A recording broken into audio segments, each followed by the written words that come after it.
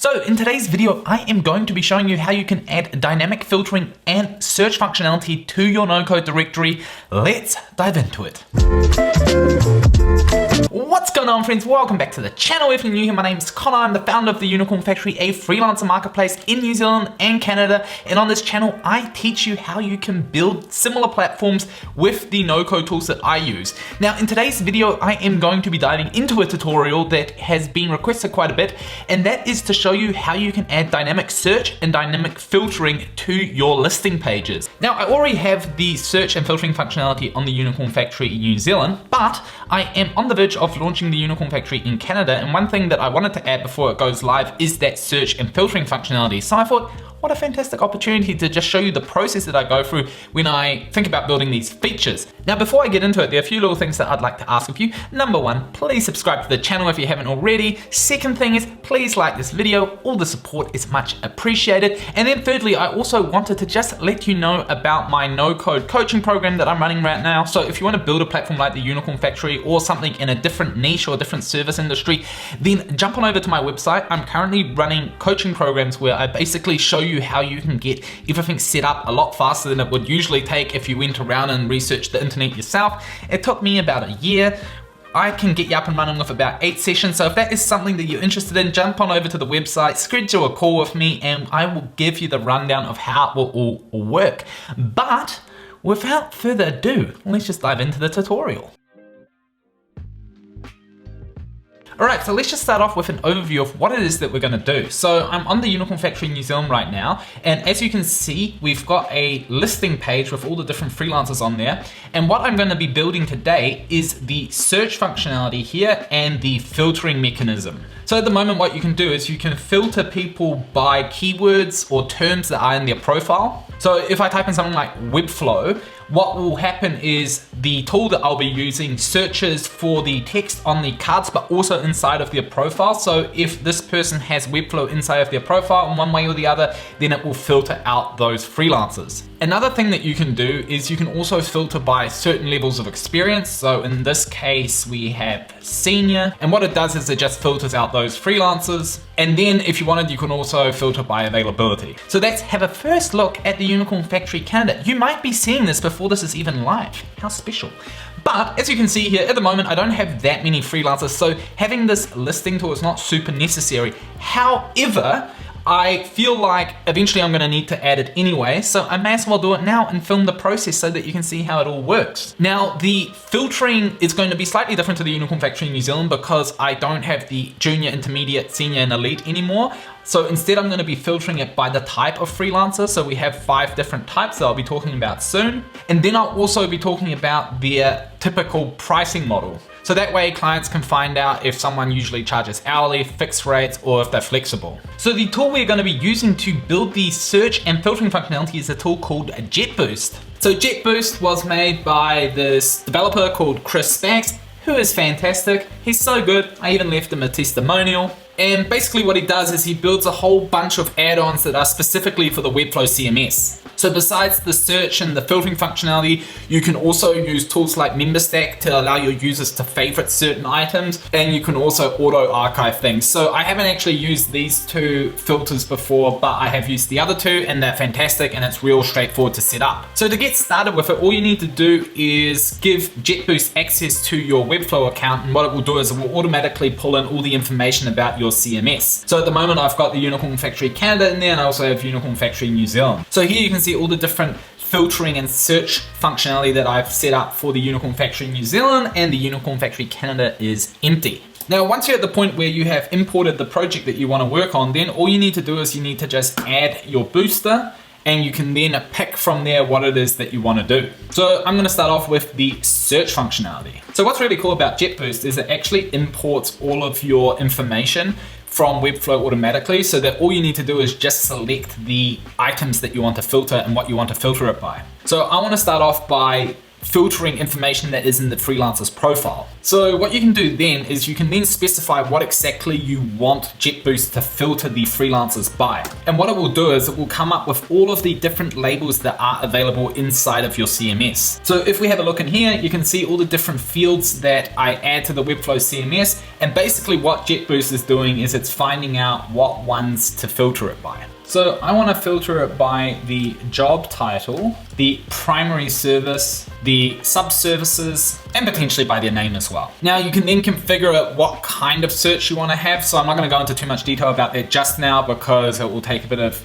extra time. And then you can also say if you want the URL to display the search term. So I'm going to turn that on. Nice animations. And then all you need to do is you need to embed all of your scripts into your project.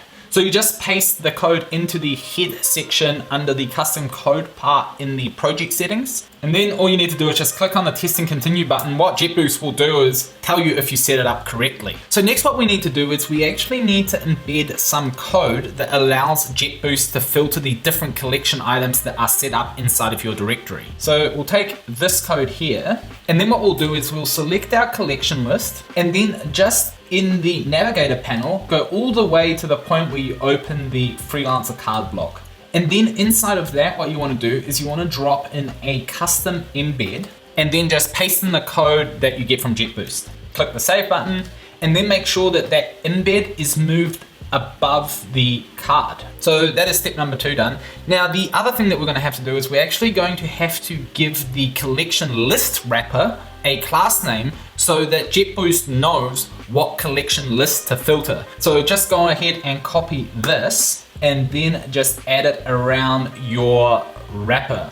So then you select your collection list wrapper and then you just add that subclass name to the end and you're good to go. So you'll have to publish it again just to test it inside of Jetboost. And then you can test it by just typing in the URL of the page that you installed the script on, test and continue, and it's all good. All right, so next up what we're gonna have to do is we're gonna actually have to design and build the search box. Now, I'm not gonna make this pretty, I'm just gonna do it for time. So I just add a div block in there, and then I go and grab a form element and I just drop it in here.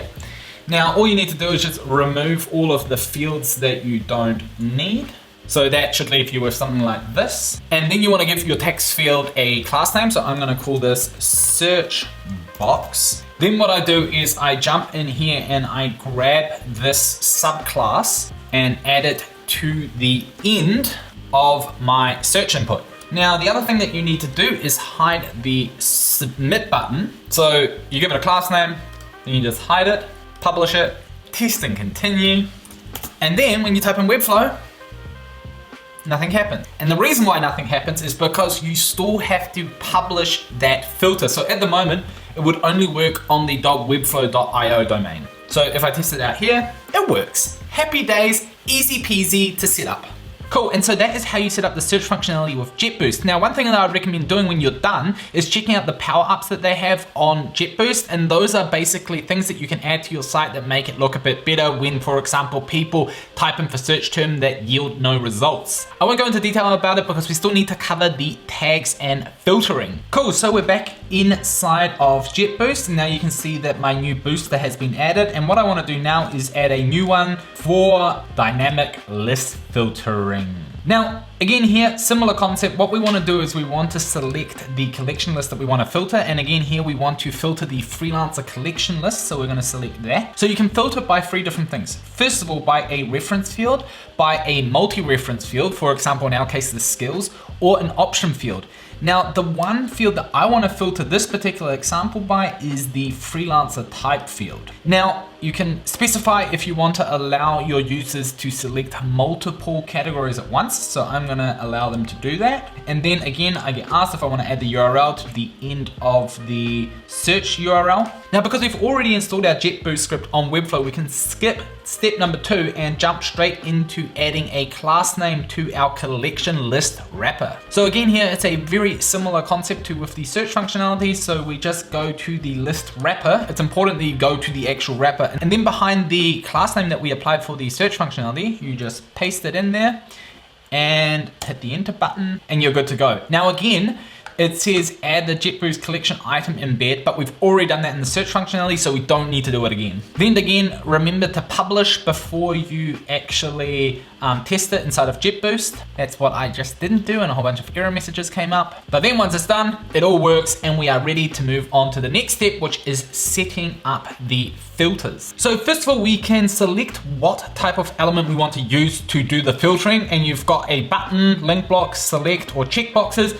For this particular one, I'm just gonna go with the select option, and depending on what you choose, you'll get pretty detailed instructions on how to set it up inside of Webflow. So the first thing I'm gonna have to do is to add a select element to a form block on my page. So I'm just gonna add this select field to my already existing form for the search functionality. Now, I don't know if this is gonna work, but if it doesn't, I can always cut it out and redo it again. Now, I have added a few of my options. The key thing is here is that the text matches exactly what you put into the text and value field inside of your select element. And then I also want to click on allow multiple. I'm not sure what happened there, but I will probably style it differently later, but this is just for the sake of the example. Then I'll hit the publish button. Of course, I forgot to add my class name. So what I'm going to do here is add select field search.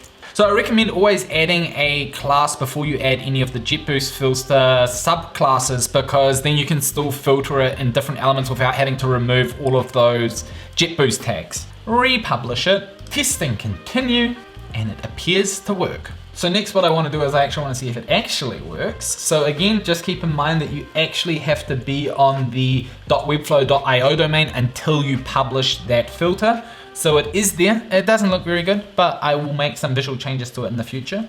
But let's just pick the side hustlers and look at that, it works amazing. So if you click command, you can actually select both. So this is quite good. So that is pretty much how you can set up the filtering. You can use drop downs, checkboxes, links, buttons. There's a whole bunch of options that you can apply here, so you can really do it in a way that looks good on your site. And that's it, friends. That is how Jetboost works. It's an incredibly powerful tool. It's definitely in line with platforms like Memberstack that were built specifically around Webflow. And so my recommendation is, if you have a blog or a listing site or a whole bunch of collection items, just implement it. It's pretty straightforward to do. It's reasonably cheap, and also it just makes the entire user experience of your site a lot better. So with filming and editing this, it took me about an hour, maybe a bit less, to set this up. So as soon as you get familiar with how all the tags work, it's really easy for you to add a whole bunch more. You know, then it's just a matter of making it look good, and then you should be good to go. But I want to thank you for sticking around for the entire video. Please be sure to like the video, leave a comment. You know, I hear that works wonders for the algorithm, and I'll see you back here for the next one. Bye.